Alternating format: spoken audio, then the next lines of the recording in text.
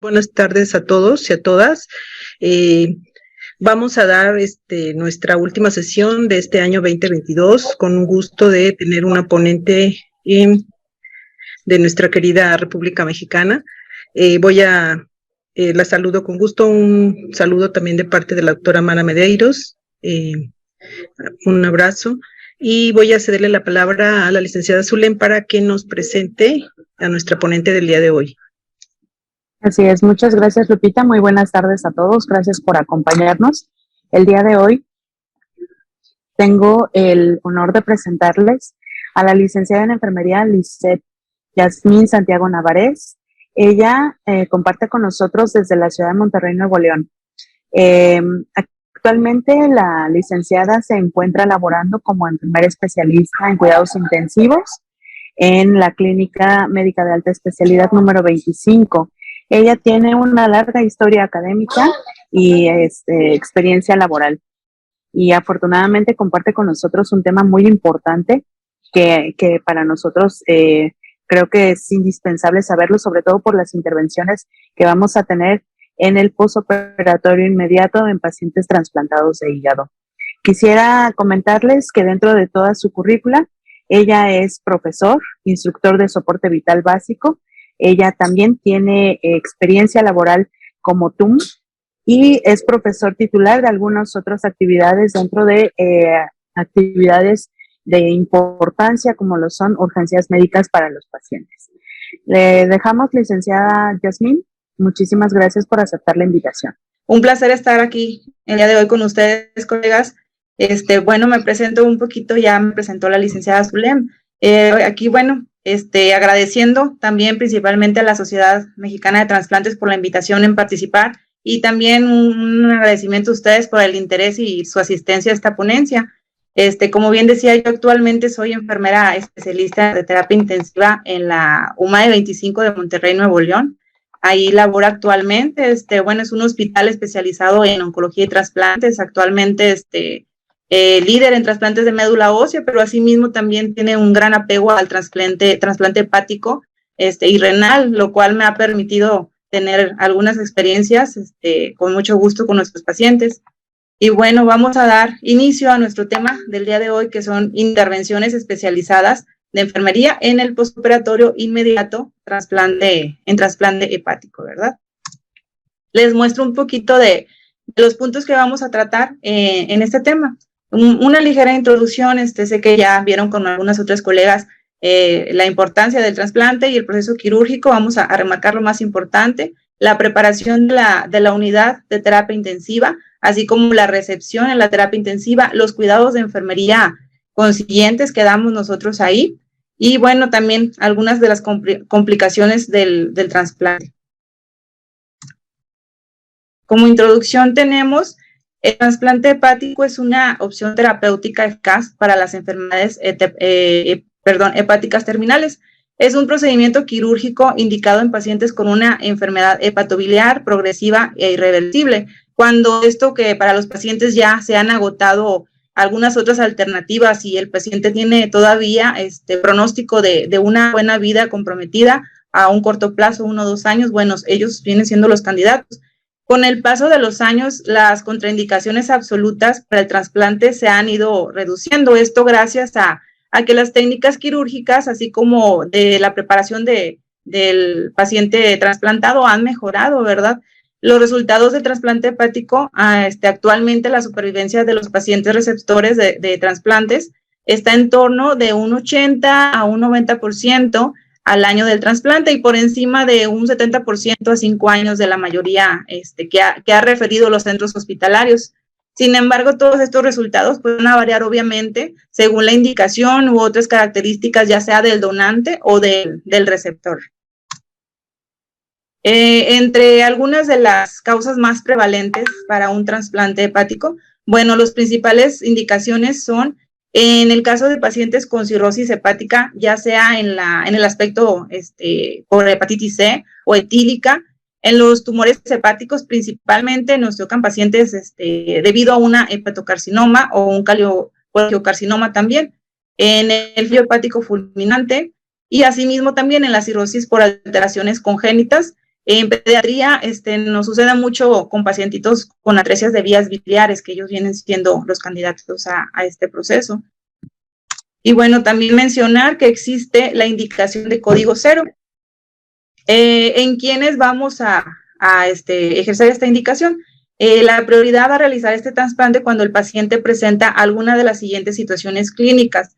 En pacientitos que presentan fallo hepático fulminante, es decir, en personas sin alguna patología previa, en pacientes con fallo primario del injerto hepático en la primera semana de post-trasplante, y también, bueno, en pacientes con una trombosis de la arteria hepática, precoz o tardía, dado a su trasplante. Bueno, y también, bueno. Sí, disculpe.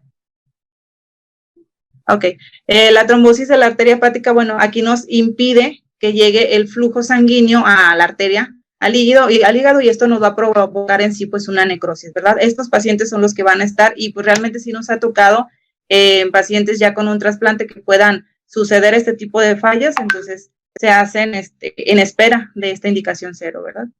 Contraindicaciones, ¿qué pacientes no están dentro de este programa? Pacientes que, bueno, a pesar de que, bueno, ya se hizo una fila para un trasplante de una cirrosis etílica, bueno, vuelven a lo que es el alcoholismo o adicción o drogas activas, pacientes VIH positivos, insuficiencia o disfunción grave de otros órganos que no sea tributario al tratamiento curativo propio, a pacientes con alguna infección extrahepática no controlada y asimismo pacientes con algún tumor maligno extrahepático, ya sea primario o secundario, y bueno, pues obviamente también pacientes con alguna metástasis. Estos pacientitos pues ya no entran dentro de ¿verdad? Mencionaré algunos de los objetivos que bueno, como personal del equipo multidisciplinario queremos lograr con lo que es un trasplante hepático. Una de las principales que se busca lograr es una intervención quirúrgica lo antes posible, con un menor riesgo de tiempo de isquemia fría, ¿verdad? El tiempo de isquemia fría, pues es lo que conocemos como un enfriamiento de un tejido u órgano después de que el suministro de sangre se ha reducido o interrumpido. Esto puede ser mientras está el órgano en el cuerpo del donante o después de haber sido extraído. Bueno, generalmente lo manejan de 12 a 14 horas, sin embargo, ha habido estudios que por algunas cuestiones han tardado un poquito más, hasta 24 horas, y bueno, han sido exitosos, pero lo ideal es que este tiempo de isquemia frío sea lo más reducido posible. Su siguiente objetivo es, ya trasplantado nuestro paciente, se da un apoyo hemodinámico. Esto lo vamos a hacer en la unidad de cuidados intensivos. También obviamente se busca hacer una corta estancia, porque recordemos que en una terapia intensiva tenemos pacientes de distintas especialidades, asimismo de distintas patologías que están en riesgo, incluso cursando infecciones, ya sean bacterianas o virales. Entonces, nuestro paciente de un trasplante va a estar inmunosuprimido. Estos pacientes pues van a tener un alto riesgo de contraer alguna infección, ¿verdad? Entonces se busca estabilizar lo más rápido la hemodinámica de nuestro paciente, así como resolver el apoyo ventilatorio para así posteriormente pasarlo a lo que es una estancia hospitalaria.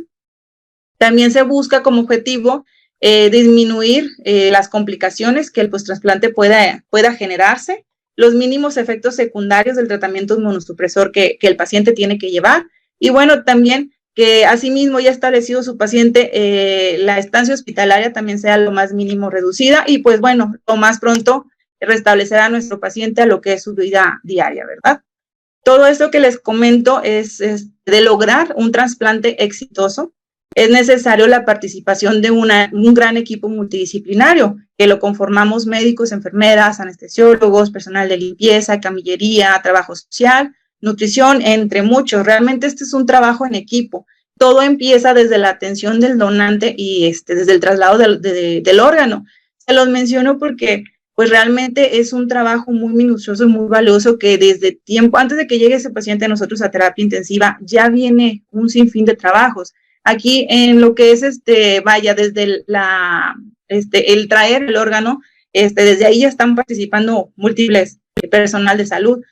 También muy importante mencionar los encargados de toda la organización y logística del trasplante, que pues realmente hacen una tarea muy difícil, pero muy importante, que es, pues vaya, el apego con la familia, del paciente donante, ¿verdad? Que es una tarea muy difícil. Perdón. Posteriormente, pues bueno, el personal de procedimiento quirúrgico, cirujanos, instrumentistas, la circulante, todo el equipo de quirófano. Después de ahí, bueno, el personal encargado que pasa a terapia intensiva, enfermeras especialistas, médicos en terapia intensiva, auxiliares de enfermería, el personal en la unidad de hospitalización y bueno, todavía después de ahí el paciente regresa a su domicilio y todavía se da una continuidad de parte del medio de la salud, ¿verdad? Entonces, este es un trabajo muy importante que tenemos que hacer todos en equipo, ¿verdad? Y bueno, ahora sí, pasando a lo que es la estancia de nuestro paciente, los cuidados inmediatos en la terapia intensiva, me parece importante mencionarles la preparación de la unidad en terapia intensiva. ¿Por qué? Porque desde aquí empieza ya nuestra labor. Desde el momento en que el paciente es elegido o vaya por múltiples estudios para ser apto receptor, así el proceso que se está llevando con el donante, desde ese momento ya se está destinando un equipo quirúrgico y una sala, pero a su vez se hace, vaya, en conjunto de la coordinación de médicos y jefes de enfermería, una sala, un cubículo o un cuarto, ¿verdad?, de terapia intensiva. Desde ese momento ya se tiene el personal disponible y así conllevamos todo lo que es necesario. ¿Cómo se prepara este cuarto de la terapia intensiva? Bueno, se espera que termine la intervención quirúrgica para nosotros ya tener todo previsto. Este cuarto debe tener ciertas características. Debe ser un cuarto con una adecuada ventilación. Debe de tener también tomas de agua. ¿Esto por qué? Para que si en caso de que las complicaciones salieran del borde y ocupemos alguna ósmosis para una hemodiálisis, incluso que ocupemos una terapia de reemplazo renal continua, nosotros tengamos ahí previsto cómo y no tener que movilizar a nuestro paciente hacia otro departamento, ¿verdad? Bueno, tiene que ser también un cuarto aislado. Este paciente va a estar en un aislamiento inverso, ¿sí? Entonces, bueno, perdón, antes de que nuestro paciente llegue, este cuarto, con todo lo necesario, es desinfectado por el personal de higiene y limpieza, previamente con una solución desinfectante. Ellos van a asear desde lo que es el techo, paredes, piso, todo lo que se encuentre dentro del cuarto se va a desinfectar. De manera que para cuando nosotros ingresemos a nuestro cubículo, lo necesario, nuestro cuarto ya esté desinfectado. ¿Qué tenemos que prever nosotros como enfermeros en nuestro cuarto? Muy importante, nuestro equipo electromédico, que va desde un monitor multiparamétrico, que nos dé las constantes vitales, electrocardiograma, saturación de oxígeno, PANI, y de preferencia, bueno, es de suma importancia que cuente con un sistema de monitoreo invasivo para que nos permita medir los niveles de PVC, de la presión intraabdominal, la presión arterial invasiva, así como también vamos a contar con, bueno, obviamente nuestra cama hospitalaria, de preferencia tener un colchón neumático. Obviamente nuestro objetivo es que el paciente tenga la menos estancia posible en una terapia intensiva, pero bueno, tenemos que prever. Y bueno, nuestro paciente hay que darle esos cambios posturales, necesitamos contar con ese colchón neumático, una sábana térmica con el termostato. También debemos de contar con el monitoreo de gasto cardíaco, ya sea el Volume View, el Flotac, el Edwards, el Vigileo, para tenerlo nosotros ya preparado, porque es importante registrar los niveles de gasto cardíaco. Una ventilación mecánica, un ventilador mecánico que previamente ya esté revisado y esté preparado. Ese paciente, debido a que es una cirugía prolongada y por el estado hemodinámico en el que va a estar, va a salir con un soporte ventilatorio. Entonces nosotros debemos de prever y bueno, todo lo que conlleva una ventilación mecánica. Además, el soporte para bombas de infusión y suficientes bombas. Nuestros pacientes vienen sumamente invadidos con soporte de algunas infusiones, entonces debemos de prever todo eso, ¿sí? Y bueno, también, pues lo esencial, termómetros, glucómetros, todo lo que nosotros siempre debemos tener una visión de que todo puede pasar. Todo eso debe estar ya en nuestro cubículo para cuando nuestro paciente llegue, todo previamente desinfectado, ¿sí? Y bueno, también muy importante, nuestro cuarto lo vamos a armar de manera de hacer lo más cercano a un área blanca, ¿sí? Nosotros necesitamos tener nuestro material específico para nuestro paciente, desde material proveniente de selle del departamento de esterilización, Nosotros, para empezar, desde el momento que nosotros hacemos contacto a esa sala que ya está desinfectada, debemos de entrar nuestra bata, gorro, botas, cubrebocas, incluso con guantes estéril. Todo estéril. Obviamente, siempre digo hacer hincapié, no olvidemos nuestro lavado de manos, aplicar los 5 momentos. Entonces, siempre debemos estar lo más limpios posibles antes de entrar, los más estériles, ¿sí? Así, cualquier persona que necesite entrar, cualquier médico, enfermera, todo lo que se necesite, tienen que entrar así, ¿ok? También así los insumos totalmente nuevos, jeringas, agujas, equipos de bombas, ondas de aspiración, ambú, mascarillas, todo necesita ser específicamente nada más para nuestro paciente. No debe ser material que pueda tener contacto con otros. Sondas Foley, bolsas recolectoras. Les menciono todo eso, ¿por qué? Porque siempre tenemos que tener una visión ampliada a lo que pueda suceder. Y bueno, también en algunos centros hospitalarios, tenemos ya, contamos con un carro que le llamamos el carro de trasplantes, es algo parecido al carro de RCP, ¿verdad? Pero esto cuenta nada más con un stock de medicamentos dentro de nuestro cuarto.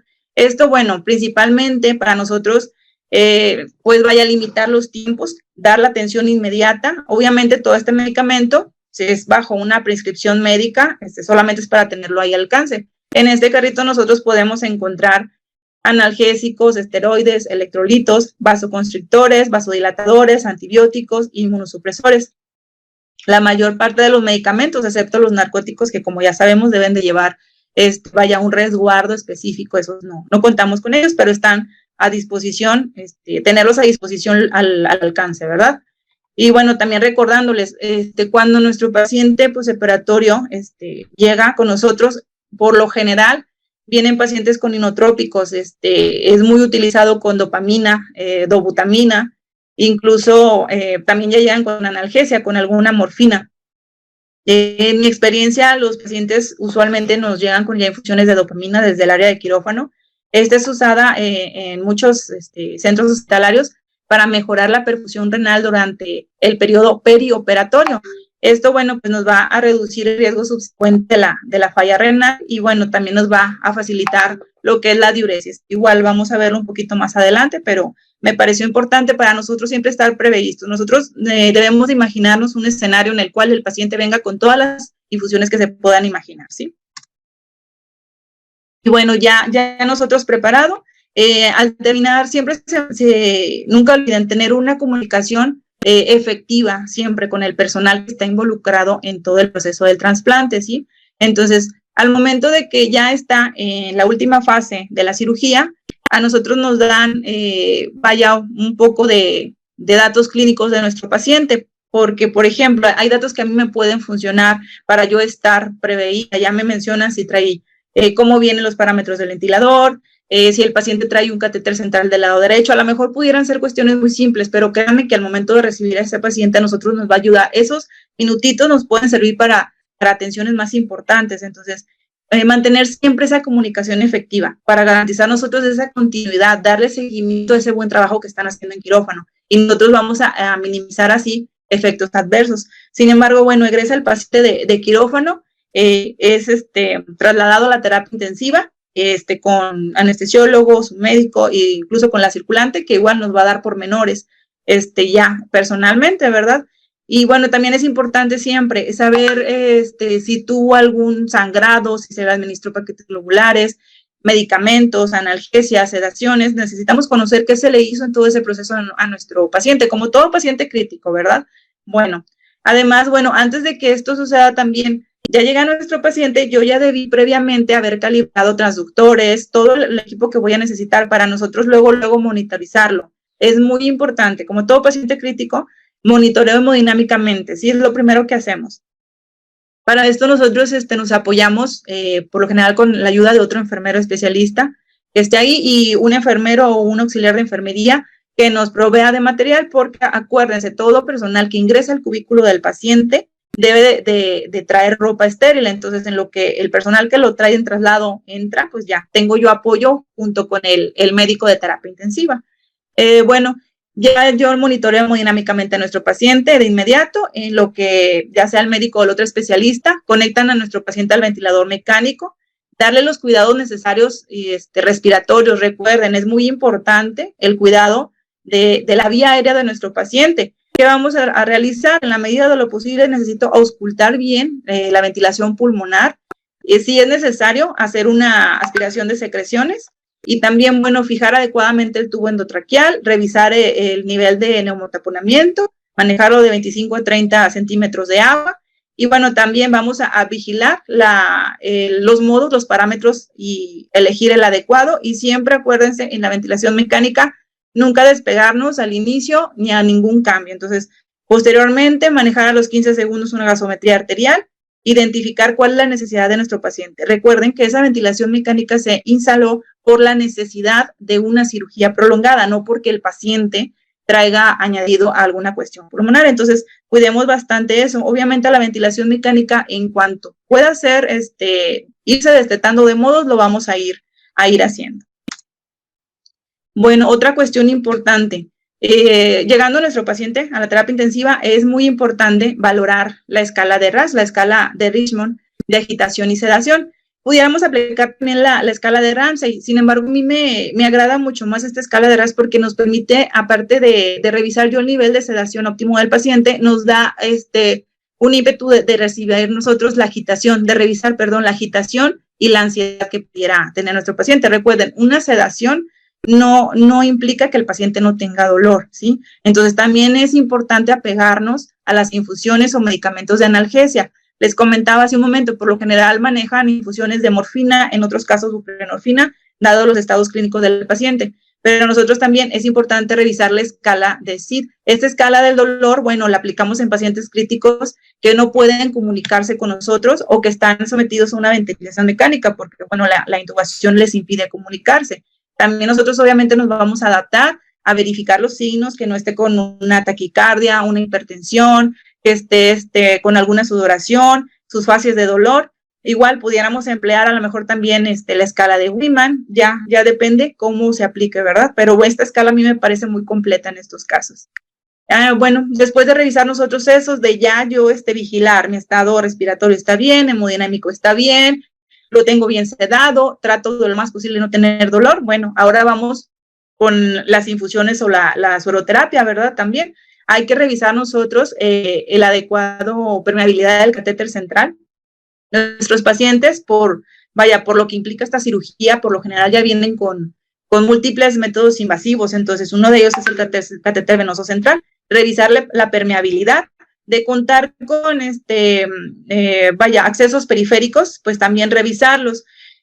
Muchas veces en nuestros pacientes críticos lo que tratamos es de dejar el método invasivo lo menos posible, ¿sí? Para evitar ahí puntitos con riesgo de infección. Sin embargo, en estos pacientes, como les decía, requerimos tener múltiples infusiones, entonces tratamos de dejarlo hasta yo no correlaborar, que no va a requerir más vías, ¿sí? Entonces, bueno, revisarlas. Y bueno, si es necesario hacer cambio de infusiones, muchas veces en quirófano manejan algunas diluciones, nosotros en terapia tratamos de hacer otras, tratamos mucho de cuidar el ingreso de líquidos al paciente, tratamos de concentrar lo más posible esas infusiones. Obviamente todo esto va bajo la indicación médica, pero nosotros siempre debemos de hacer un equipo multidisciplinario, ¿sí? Entonces nosotros tenemos de que estar en contacto y nosotros hacer y registrar todos estos cambios a la medida de lo posible. Bueno, además, como nuestro paciente viene con una ventilación mecánica, lo adecuado, lo ideal es que nuestro paciente venga con una sonda nasogástrica. ¿Qué vamos a hacer? Vamos a poner la derivación en cuanto podamos para vaciar nosotros el estómago, evitar que haya ese riesgo de broncoaspiración. Y bueno, como todo drenaje, hay que vigilar las características y cantidades de nuestra sonda nasogástrica. Okay. Bueno, como les decía, ya estabilicé, o al menos traté de estabilizar lo más posible a mi paciente. Ya puedo revisar otras cuestiones en los métodos invasivos. También es necesario comprobar la sonda Foley. De preferencia, tratamos de que sea una sonda Foley de 3 vías, porque en estos pacientes, debido a su patología, a su procedimiento de trasplante hepático, es necesario medir la presión intraabdominal. Entonces, vamos a requerir de una sonda Foley de 3 vías. Si a lo mejor no la tiene instalada, bueno, a veces hacemos el cambio nosotros. Y bueno, iniciamos el monitoreo por hora, ¿sí? Tenemos que hacer por hora la cuantificación de orina. Recordemos que lo ideal es que nuestro paciente orine de 0.5 mililitros a 1 litro de mililitros por kilo hora, ¿sí? Entonces vamos a estar bien apegados, ¿sí? Porque Esto conlleva a estar nosotros al pendiente a posibles complicaciones. Vamos a revisar también características, así como el volumen, y registrarlo a la medida de lo posible. Todo registremos en nuestros registros clínicos. Además, también nuestros pacientes vienen algunas veces con algunos drenajes de la cirugía, ¿verdad? Debemos de nosotros revisar el tipo de drenaje, la ubicación en que está colocado. Obviamente también debemos de hacer esa comunicación efectiva con médicos y enfermeras, y también obviamente apoyarnos en nuestro expediente clínico. Debemos de revisar las características del líquido que está fluyendo de ahí, y bueno, también revisar periódicamente y estar al tanto de signos de alarma. Revisar si vaya, es totalmente hemático, si está cerohemático, si está ceroso. Y también, bueno, si esos drenajes nos están drenando más de 100 mililitros por hora, esto nos va a implicar alguna complicación. Entonces, estar bien apegados. También, bueno, les vuelvo a repetir, les repito mucho esto de que a la medida de lo posible anotemos toda esta información y datos clínicos en nuestra hoja de registros de enfermería. Recuerden que nuestros registros de enfermería, tanto como los médicos, son el enlace que nosotros tenemos para comunicar ese estadio de los pacientes, tanto con médicos, nutrición, trabajo social, otras especialidades.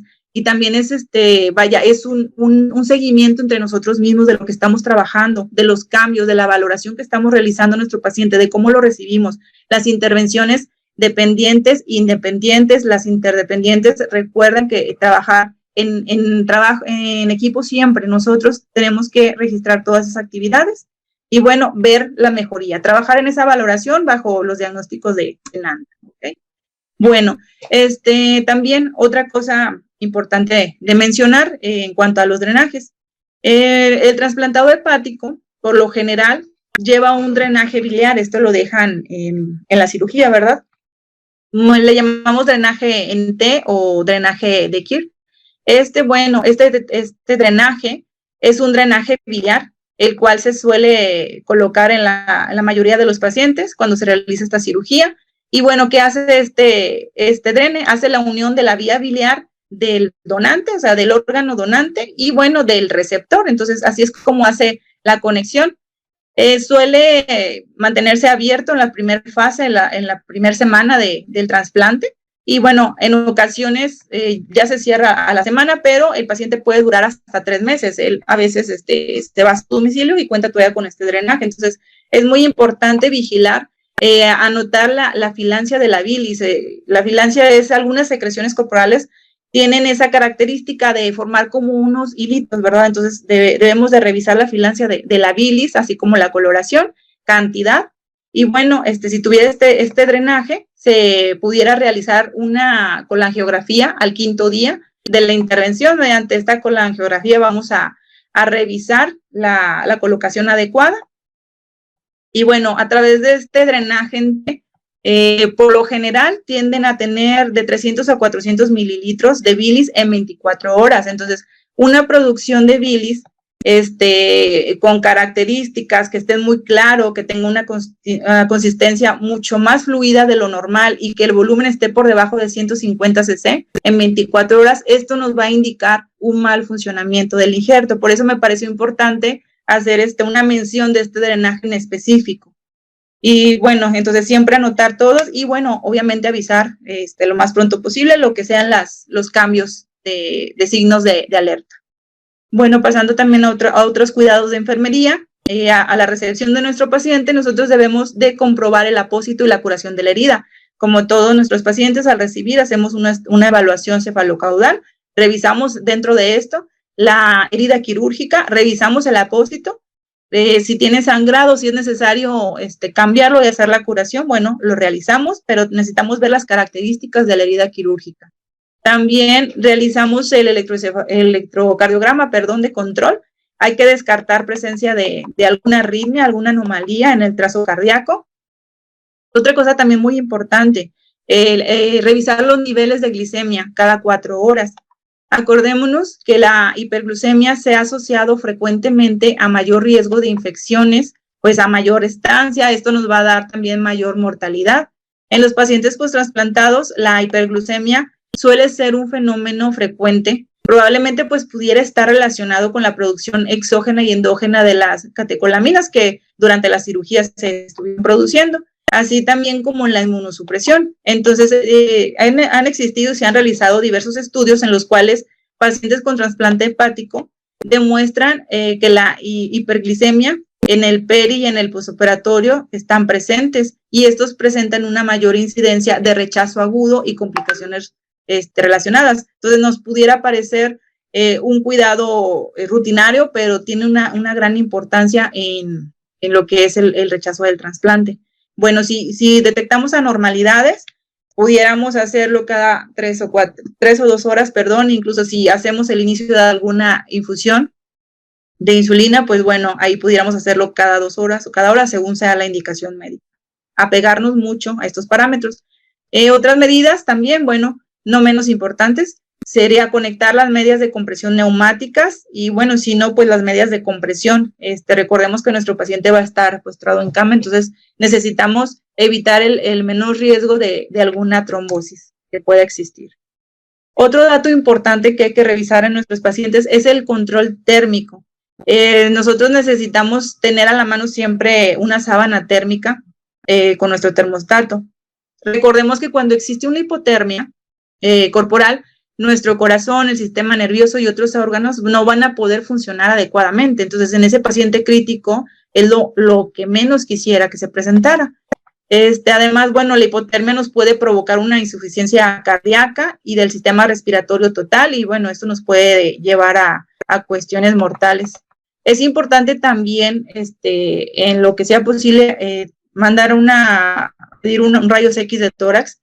¿Para qué? Para que nosotros revisar los catéteres invasivos que comentábamos, y también revisar la adecuada colocación, la posición del tubo endotraqueal. Y bueno, también obviamente nos va a ayudar. Sabemos que quizás no es un paciente con alguna alteración respiratoria, pero bueno, debemos de revisar también que no tenga alguna lesión pulmonar, que se haya producido algún barotrauma en el proceso, o pues a lo mejor un signo de atelectasia, ¿verdad? Entonces es muy importante también el apego a esto. Durante la estancia en UCI, se maneja al paciente con un aislamiento inverso. Todos estos procedimientos, si vienen a tomar rayos X, también un ecocardiograma, que también es necesario pedírselo.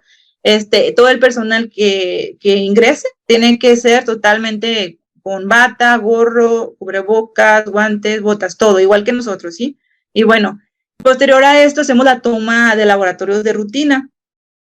Y como les comenté hace un ratito, los gases venosos o arteriales. Y bueno, también hacemos policultivo, hacemos cultivo de secreción bronquial, cultivo del catéter central, periférico, incluso hacemos cultivo de los drenes, ¿verdad?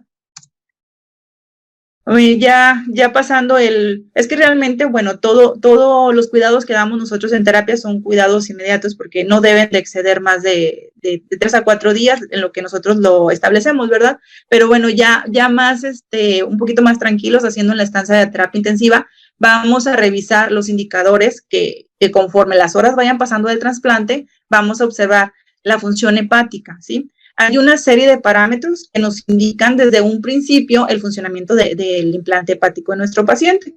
Bueno, muchos de ellos que tenemos que revisar, los más importantes serían la producción de la bilis. Debemos de revisar que sea de buena calidad, que tenga un color como verde oscuro, así entre brillante. Revisamos el drenaje de Kerr, que les comentaba hace un ratito, de 300 a 400 mililitros por día, es lo ideal. Revisamos también enzimas hepáticas, vigilamos la bilirrubina. Por lo general, la bilirrubina va a estar alterada los primeros días, pero posterior al tercer día ya debe de volver a niveles normales. Revisamos también la coagulación, tratar de llegar a una normalización lo más pronto posible. Y muy importante también el estado neurológico, la orientación, la coordinación. Recordemos que nuestro hígado, cuando no depura, produce una encefalopatía hepática. Entonces, si nosotros encontramos a nuestro paciente con estos signos, pues nos quiere decir que probablemente existe un rechazo del implante. Bueno, también un despertar temprano de la sedación, de la pseudoanalgesia. La sedación, obviamente estamos con un paciente ventilado, pero así como la ventilación hay que destetar lo más pronto posible, pues también la pseudoanalgesia, ¿verdad? La sedación, perdón. El hígado es un productor de plaquetas y factores de coagulación, por lo tanto, bueno, una actividad de protrombina superior al 50% y una normalización del número de plaquetas nos va a indicar también una buena función hepática. Estos son parte de algunos de los signos clínicos que nuestro paciente nos pudiera presentar y a los cuales hay que estar bien apegados. Y hablando un poquito del tratamiento de medicamentos de nuestro paciente, es muy importante revisar la inmunosupresión. Todo paciente trasplantado necesita el tratamiento de inmunosupresores para evitar el rechazo del injerto. Entre estos, bueno, tenemos los inhibidores de la activación linfocitaria, es decir, estos inhiben la actividad de los linfocitos. Podríamos decir que estos fármacos debilitan cierto tipo de leucocitos, llamados linfocitos, que realmente empleamos corticoides, ciclosporina, tacrolimus, entre algunos otros. Otro inmunosupresor que también es muy necesario para nuestros pacientes, inhibidores de la proliferación celular. Estos producen menos leucocitos, podríamos decir que se hacen menos defensas, menos leucocitos. Entre ellos utilizamos la acetropina y el micofenolato, son los más usuales. Y bueno, otro medicamento también inmunosupresor serían los anticuerpos linfocitarios. Estos son fármacos que destruyen ciertos linfocitos. Podríamos decir que destruyen defensas, por eso también es muy poco usual que lo utilicen, ¿no? Y si se utiliza es bajo un apego muy necesario con el paciente, ¿verdad? Y bueno, otra parte importante de la medicamentación de nuestro paciente, como mencionaba, la pseudoanalgesia. Nuestro paciente, después de una intervención quirúrgica, llegará todavía con algunos efectos anestésicos, pero esto les va a durar ciertas horas, entonces es muy importante apegarnos a la prescripción de la pseudoanalgesia y revisar si realmente estamos llegando a lograr el nivel de sedación deseado para el paciente. Y bueno, la analgesia, por lo general, nuestros pacientitos mantenemos una sedación con midazolam, analgesia con morfina, algunos buprenorfina, y bueno, se acompañan de algunos otros analgésicos horarios, ¿verdad? Pero estos, por lo general, las primeras 24, 48 horas se manejan continuo. Y la sedación, empezar a destetar lo más pronto posible. Es importante vigilarlo y siempre apegarnos, obviamente, a la indicación médica. Tanto la sedación como la analgesia son de misma importancia. Les recuerdo, una sedación no nos va a quitar, no todos los sedantes tienen la propiedad de analgesia. Y bueno, ya viendo complicaciones, tenemos que estar bien alerta siempre de posibles complicaciones. Si entre más pronto o más rápido podamos detectar una posible complicación, más fácil o más eficiente va a ser un tratamiento por recuperar esa función con nuestros pacientes. Complicaciones del injerto, pudiéramos encontrar una disfunción primaria en la cual pues el paciente va a ser expuesto a un retrasplante en cuanto sea posible. El rechazo hiperagudo también. En el caso del rechazo agudo, aquí muchas ocasiones puede ser remitido generalmente con un corticoide, suelen tener buena respuesta los pacientes. Y bueno, en una complicación ya crónica, bueno, sí, ahí tiene que también ser un retrasplante. Bueno, el paciente entra al código 0, esperando, un siguiente trasplante. En lo que eso sucede, el paciente trata de mantenerse en terapia intensiva para tratar de dar lo mejor hemodinámicamente a nuestro paciente, ¿sí?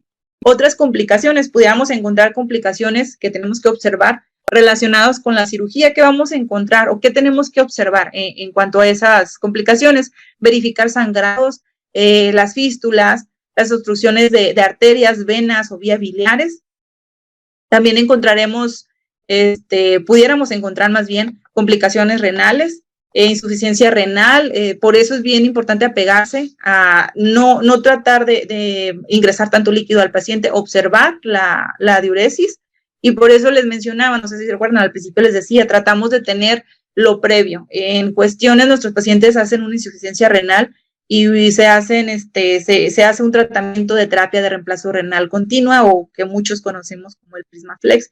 Nos ha dado muy buena respuesta, porque si se hace la identificación a tiempo, es muy revertible. Entonces, es muy importante todas esas cuestiones. En cuanto a complicaciones digestivas, alguna obstrucción, alguna hemorragia digestiva, la importancia de estar revisando el perímetro, la presión intraabdominal, Algunas complicaciones relacionadas con el aparato respiratorio, les mencionaba, en cuanto a la ventilación mecánica. La ventilación mecánica, cuando se indica, es por la indicación de corregir o de dar apoyo en un procedimiento. Entonces, lo ideal es que si ese procedimiento, esa fue la causa de la intubación, si el procedimiento ya terminó, lo ideal es quitar esa ventilación mecánica. Pero ¿cómo vamos a hacerlo? Con los cuidados específicos. Porque si no hacemos ese cuidado específico de la ventilación mecánica, lavado bronquial, hemotaponamiento, posición de 35-45 grados, el paciente puede sufrir una neumonía, incluso un edema pulmonar, entonces atelectasias. Entonces, no permitir que nuestros pacientes se vayan añadiendo otras patologías, ¿sí? Entonces, cuiden bastante todas esas cuestiones. También hay cuestiones en complicaciones de la medicación, de la inmunosupresión. Bien decíamos ahorita, algunos de ellos tienen efectos adversos, muy malos para el paciente, pero son necesarios. Entonces, hacer esa revisión para que no hagan ese antirrechazo. A pesar de la medicación, a veces nuestros pacientes pueden hacer un rechazo entre el 4 y 14 días. Entonces, a veces, si nuestros pacientes por alguna cuestión siguen en terapia intensiva, debemos estar revisando las dosis y que se vayan dosificando adecuadamente e ir vigilándolo. También, bueno, otras cuestiones, también a veces se mandan a realizar otros estudios como biopsias, el ultrasonido también es muy necesario para verificar que no existan otras complicaciones añadidas. Bueno, también tenemos otras complicaciones que pueden ser, que surjan en su proceso de terapia intensiva o posteriores, ¿verdad? En el caso de las complicaciones de vía biliar, pueden presentarse inmediatamente o hasta en los próximos 3 meses. Entonces, en cuestiones biliares pudieran presentarse fugas biliares o incluso la estenosis. En vasculares, arteriales o venosas, trombosis de arteria hepática, una estenosis de la arteria hepática donde no hay una correcta perfusión. En las venosas, trombosis de una vena porta, de una vena cava. Complicaciones parenquimatosas, pudiera añadirse una colestasis inespecífica, rechazo agudo o rechazo celular también, o también una reinfección por la hepatitis C. Y bueno, obviamente las infecciosas, víricas, bacterianas, recordemos que nuestros pacientes están inmunosuprimidos, entonces tienen un alto riesgo de estas complicaciones. Por eso es muy importante que nosotros como equipo estemos en la prevención de infecciones, que enfermería esté bien apegado. Les vuelvo a recalcar el aislamiento inverso, ¿sí? Cuiden bastante a su paciente. La enfermera que está destinada al cuidado de un trasplante hepático solamente está con ese paciente por la misma cuestión de evitar infecciones cruzadas. También extremar las medidas de higiene, aplicar en los 5 momentos nuestro lavado de manos. Recuerden, el usar guantes no exime el lavado de manos. Y bueno, vamos a dar cuidados a los métodos invasivos.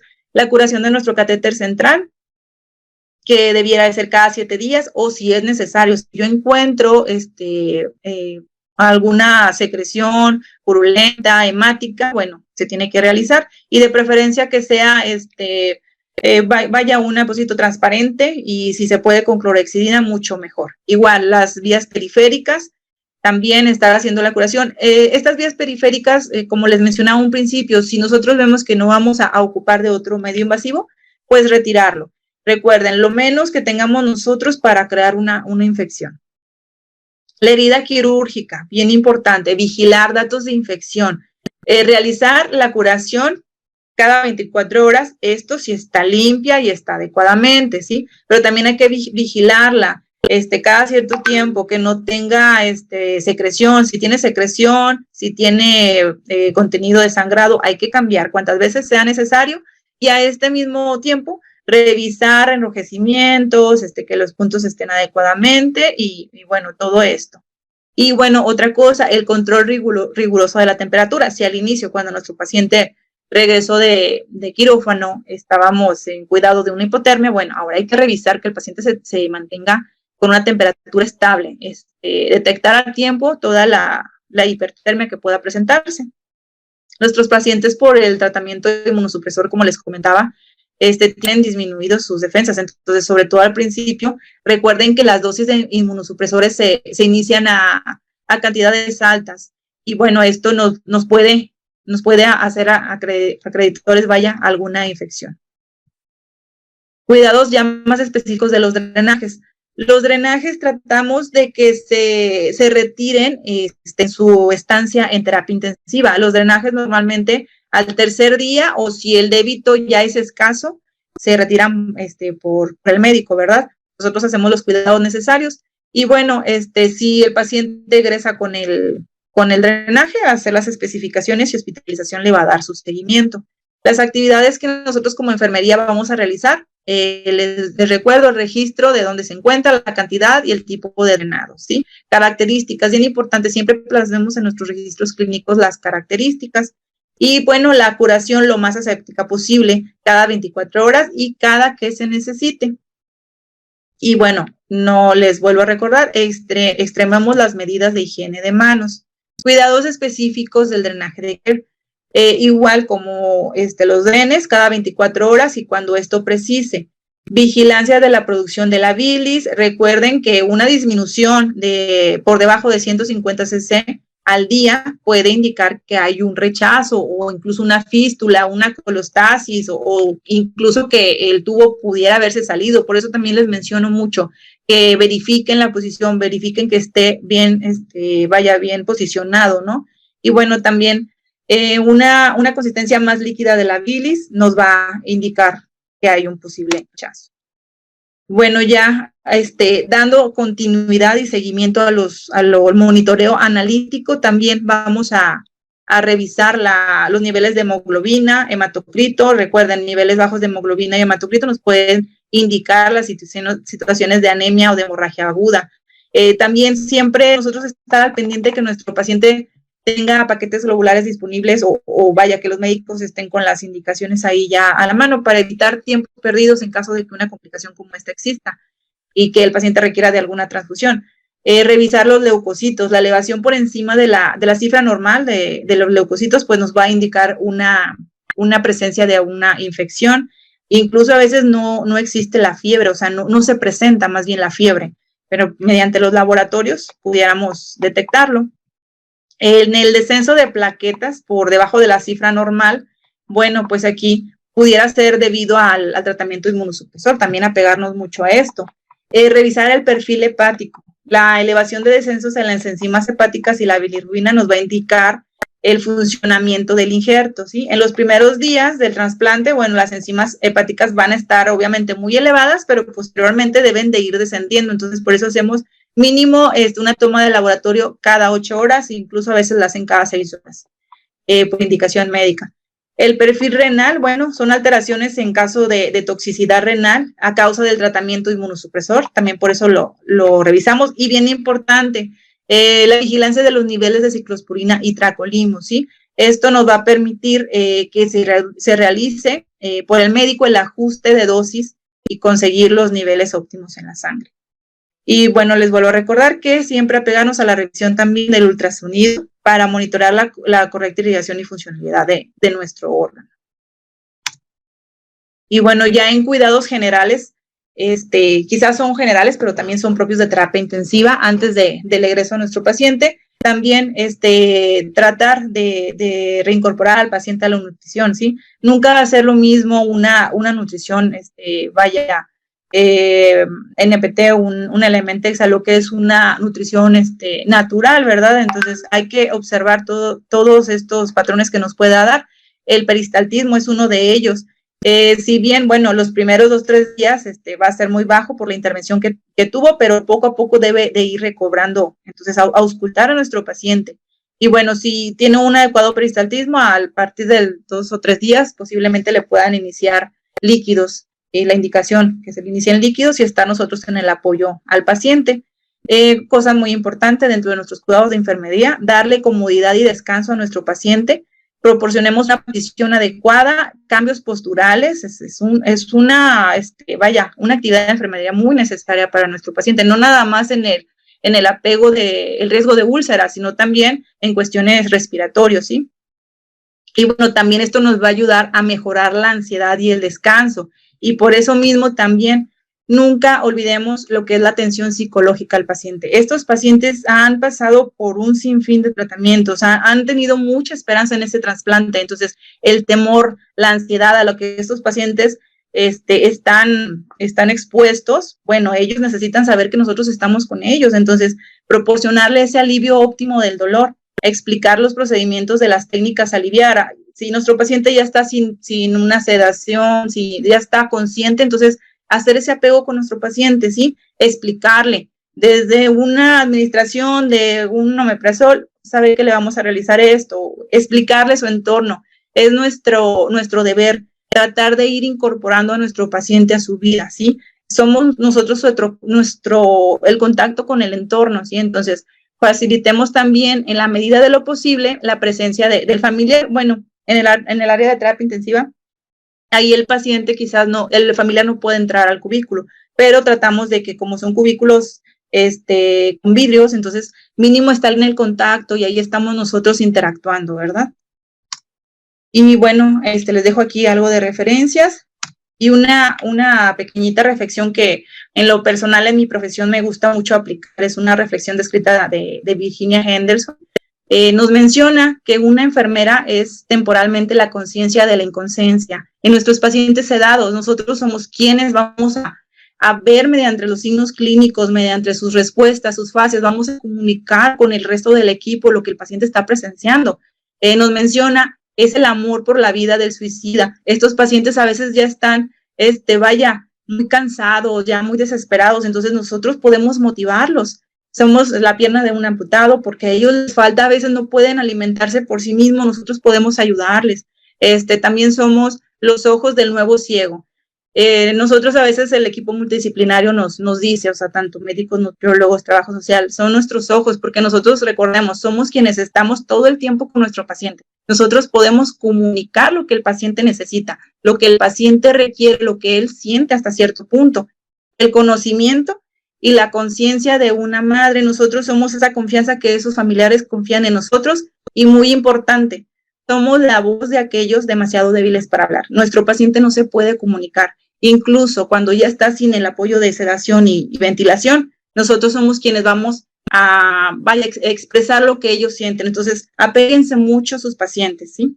Y bueno, esto en cuanto al tema ya es todo, quedo a su disposición. Mi nombre es Lizeth Yasmi Santiago Nevares, se los recuerdo y quedo a su disposición para cualquier cuestión que pueda apoyarnos. Muchas gracias. No, gracias a ti, Liz. Excelente realmente tu trabajo de la parte posoperatoria, que es una de las partes dentro de este módulo que queríamos compartir, y qué mejor que tú lo hayas dado de esta manera tan profesional y tan brillante. En lo que a mí respecta, creo que es lo que puedo opinar. Vamos a dar inicio a comentarios y preguntas. Tenemos algunas. Claro. Y Zulem va a dirigir las preguntas. Adelante, Zul. Sí, muchas gracias, Lupita.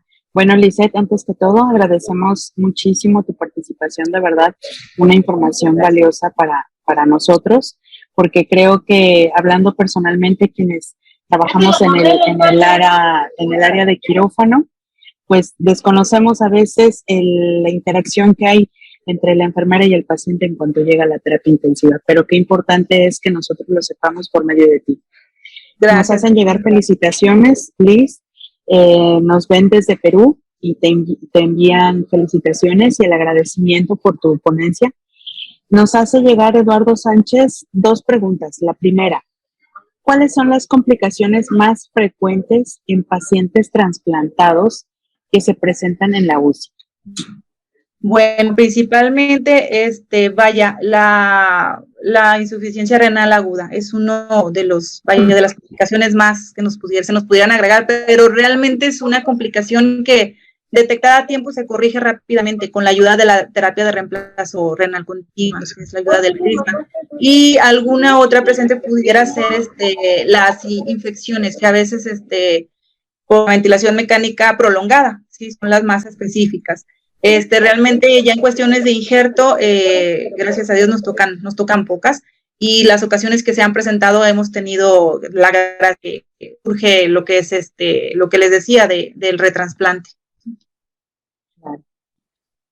Sí, bueno, muchísimas gracias, Liz. Y bueno, al último vimos en tu presentación las sugerencias bibliográficas. Justamente Eduardo Sánchez nos preguntaba que si le podíamos compartir alguna de ellas. La sesión del día de hoy va a ser retransmitida vía Facebook para quienes no la vieron completa, así que les hacemos la invitación para que la chequen ahí. Estará directamente en Facebook, por si desean ver las sugerencias bibliográficas que nos hace la licenciada Lisette, ahí las pueden checar. Felicitaciones, saludos desde Uruguay, desde El Salvador, Liz. Muchísimas gracias por tu ponencia. Y pues bueno, hasta aquí, Lupita, tenemos estas preguntas. No sé si tú quieres continuar.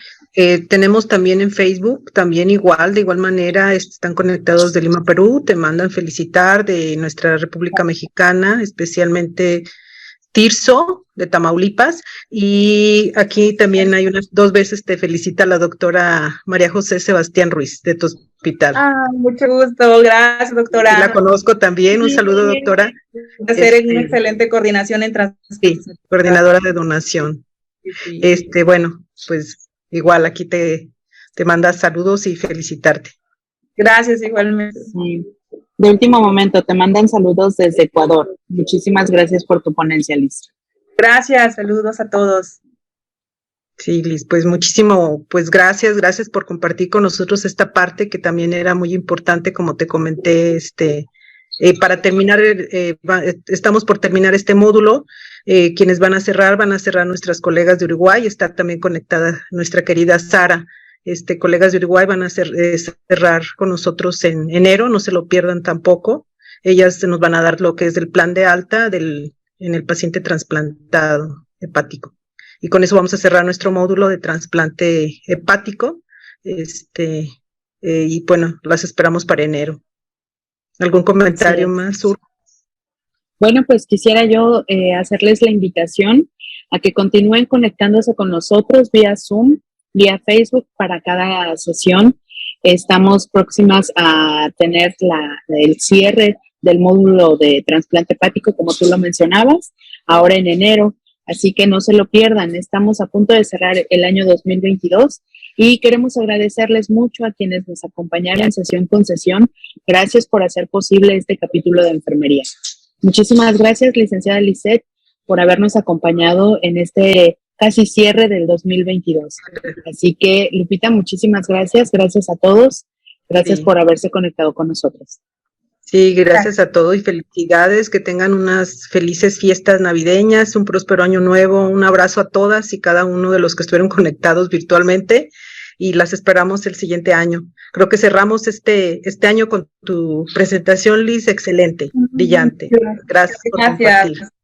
Gracias. Así es, muchísimas gracias.